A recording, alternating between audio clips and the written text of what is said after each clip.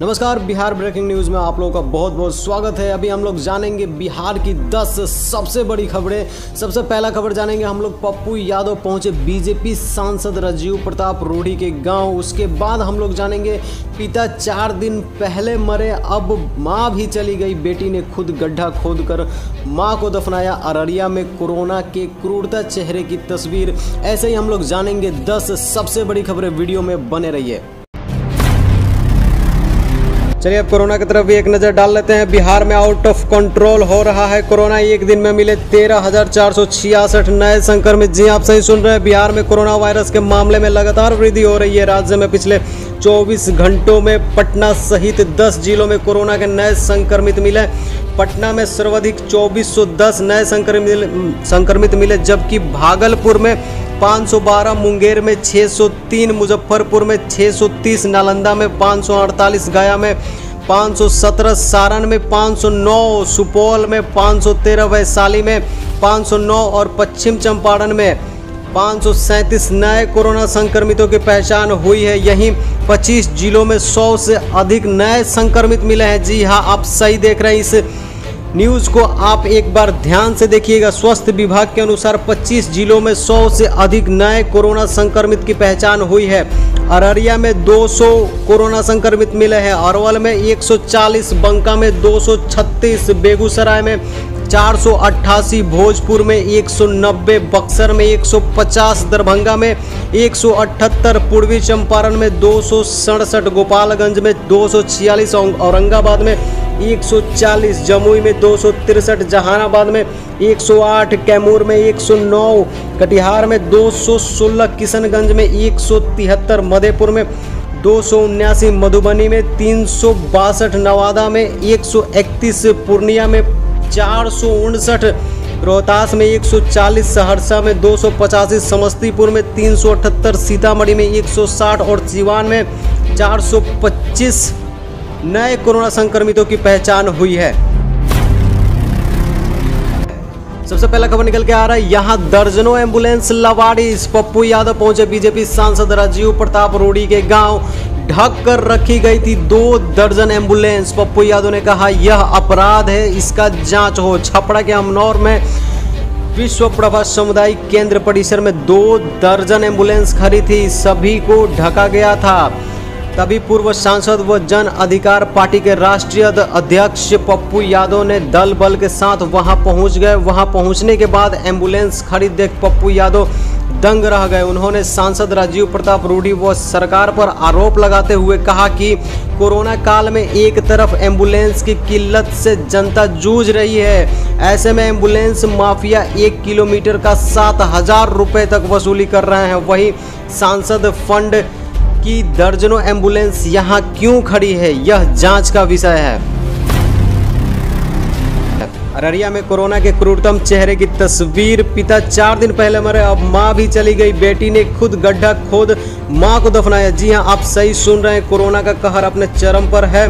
हर दिन ही दिल दहला देने वाली तस्वीर देखने को मिल रही है। ऐसे ही एक तस्वीर अररिया के रानीगंज से आई। यहाँ कोविड संक्रमित पति पत्नी की मौत 4 दिन के अंतराल पर ही हो गई। बीते सोमवार को पहले पति की जान गई, फिर शुक्रवार की सुबह पत्नी ने भी दम तोड़ दिया। इस मामले में सबसे दुखदायी दृश्य तब देखने को मिला जब माँ बाप का साया सर से उठने के बाद बच्चों को अपने माता पिता का अंतिम संस्कार करना पड़ा। दंपति की 2 बेटियां और 1 बेटा है। मृतका की बड़ी पुत्री सोनी कुमारी ने पीपीई किट पहनकर अपनी मां के शव को गड्ढे में डाल उनका अंतिम संस्कार किया।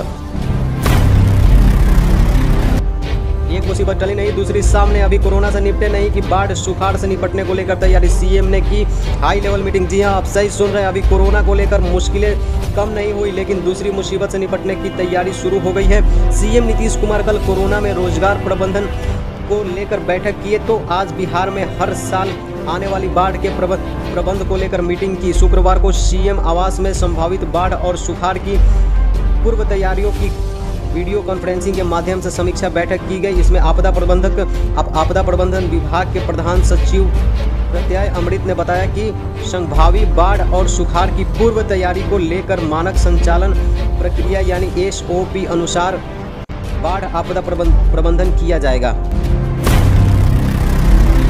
कुछ पॉजिटिव तो कुछ निगेटिव खबरें आती रही हैं इस कोरोना काल में। ऐसे ही एक पॉजिटिव खबर निकल के आ रहा है। कोरोना को मात देने में गुजरात से आगे है बिहार। जी हां, आप सही सुन रहे, 24 घंटे में 13,364 ने दी कोरोना को मात, यानी कि रिकवरी रेट में देश भर में टॉप 10 में आया बिहार। कोरोना को तेजी से मात देने वाले टॉप 10 राज्य में बिहार भी शामिल है। 24 घंटे में इन 10 से राज्यों का रिकवरी रेट 72% रहा। बिहार में 24 घंटे में 13,364 लोगों ने कोरोना को मात दी है। हालांकि देश में बिहार का नंबर 9वें स्थान पर है, लेकिन कोरोना के बढ़ते मामले के बीच इसे काफ़ी सुखद बताया जा रहा है। 15 जून के बाद मुखिया जी का पावर खत्म। जी हां, आप सही सुन रहे हैं। पंचायत प्रतिनिधियों का अधिकार अफसरों के पास। गांव के लोगों का काम बीडीओ, डीडीसी और डीएम देखेंगे। जी हां, आप सही सुन रहे हैं। बिहार में त्रिस्तरीय पंचायत चुनाव पर लगभग पूरी तरह से ग्रहण लग गया है। ऐसे में बिहार की त्रिस्तरीय पंचायतों का कामकाज 15 जून के बाद जन प्रतिनिधियों के जिम्मे नहीं बल्कि अधिकारियों के हाथ में चला जाएगा। वार्ड से लेकर ग्राम पंचायत, पंचायती समिति और जिला परिषद तक की विकास योजनाएं बनाने और मंजूर करने का अधिकार प्रखंड से लेकर जिलों के अफसरों को देने की तैयारी सरकार कर रही है। पंचायत राज्य व्यवस्था के तहत होने वाले काम अफसरों के जिम्मे होंगे। जब तक नवनिर्वाचित प्रतिनिधियों का शपथ ग्रहण नहीं हो जाता तब तक पंचायत का पूरा काम अधिकारी ही देखेंगे। कोरोना टीका लेने से पहले जान ले ये सबसे बड़ी बात, अब टीका के लिए देना होगा सिक्योरिटी कोड। जी हां, आप सही सुन रहे हैं। ऑनलाइन रजिस्ट्रेशन करने वालों के लिए कल से नई व्यवस्था, 4 अंकों के सिक्योरिटी कोड से होगी पहचान। आप सही सुन रहे हैं। कोरोना के टीका के लिए ऑनलाइन रजिस्ट्रेशन का नियम बदल गया है। अब ऑनलाइन रजिस्ट्रेशन के बाद रजिस्टर्ड मोबाइल नंबर पर आए 4 अंकों का सिक्योरिटी कोड बताना होगा। इसी के आधार पर वैक्सीनेशन होगा। व्यवस्था मंत्रालय ने इस संबंध में आदेश जारी किया है और 8 मई से कोविन पोर्टल में नया फीचर भी जोड़ दिया गया है। 100 को घसीटते हुए डॉक्टर के चैम्बर में लाकर रखा। कोरोना से मौत के बाद 100 लेने नहीं आए परिजन तो लाश के साथ अधिकारी ने की बदसलूकी। जी हां, आप सही सुन रहे हैं और सही देख भी रहे हैं। थावे में कोरोना से मरे एक व्यक्ति के 100 के साथ बदसलूकी का मामला प्रकाश में आया है। थावे के कोविड सेंटर में एक कोरोना संक्रमित मरीज की गुरुवार देर शाम मौत हो गई। मौत के बाद चिकित्सकों ने मृतक के परिजनों को 100 ले जाने की सूचना दी, लेकिन कई घंटे बाद भी जब मृतक के परिजन 100 को ले जाने के लिए थावे स्टेशन नहीं पहुंचे तब वहां पर जिला स्वास्थ्य समिति में संविदा पर कार्यरत जिला अनुश्रवण व मूल्यांकन पदाधिकारी अनुराग जतीन ने मृतक के शव को घसीटते हुए डॉक्टर की चैम्बर में रख दिया। गुमशुदा विधायकों को खोज रहे हैं लोग। जी हां, आप सही सुन रहे हैं। अभी तक तो लोगों को ही गुमशुदा होते देखे हैं, लेकिन अब देखिए विधायक भी गुमशुदा हो रहे हैं। बगहा एमएलए श्रीराम सिंह को खोजने पर 15 लाख रुपए का इनाम है। लौरिया एमएलए विनय बिहारी को भी ढूंढ रही है जनता। कोरोना काल में बिहार की जनता अपने जनप्रतिनिधियों को खोज रही है, वो मिल नहीं रहे। इसके जवाब में लोग उन्हें लापता घोषित कर सोशल मीडिया पर तस्वीरें वायरल कर रहे हैं। पश्चिम चंपारण के 2 विधायक इन दिनों ऐसे ही मामले में चर्चा में है। ये विधायक हैं लौरिया के विनय बिहारी और बगहा के श्रीराम सिंह। दोनों विधानसभा क्षेत्रों में इनकी गुमशुदगी वाली तस्वीर खूब शेयर की जा रही है। श्रीराम सिंह पर 15 लाख का इनाम।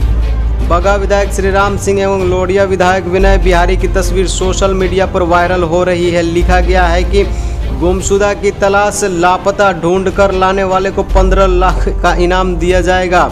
इससे पहले लौरिया के कई ग्रुपों में सिर्फ विनय बिहारी की ही तस्वीर वायरल हो रही थी, जबकि अब दोनों की तस्वीरें चल रही है। सारण जिला से बहुत ही बुरी खबर निकल के आ रही है। नाबालिग लड़की के साथ सामूहिक गैंगरेप। शौच के लिए निकली बच्ची को 4 लड़कों ने बनाया हवस का शिकार। जी आप सही सुन रहे हैं। छपरा शहर से सटे मुफस्सिल थाना क्षेत्र के तेंदुआ गांव में एक 15 साल के नाबालिग बच्ची के साथ उसी के गांव के कुछ लोगों ने सामूहिक गैंगरेप किया। यह घटना गुरुवार की देर रात की बताई जाती है। पीड़ित बच्ची घर से शौच के लिए निकली थी, तभी गाँव के ही 4 लड़कों ने उसे अकेले पाकर घर के बगल में एक सुनसान घर में ले जाकर गलत काम किया। मधुबनी के लिए एम्बुलेंस ने मांगे 25,000 रुपए। मालिक पर FIR, 3 अस्पताल को भेजा नोटिस। जी हां, आप सही सुन रहे हैं। 2 निजी एम्बुलेंस और 3 अस्पताल के खिलाफ लोगों ने शिकायत की, जिसके बाद धावा दल ने मौके पर पहुंचकर कार्रवाई की। एक एम्बुलेंस जब्त किया है और मालिक और चालक दोनों के खिलाफ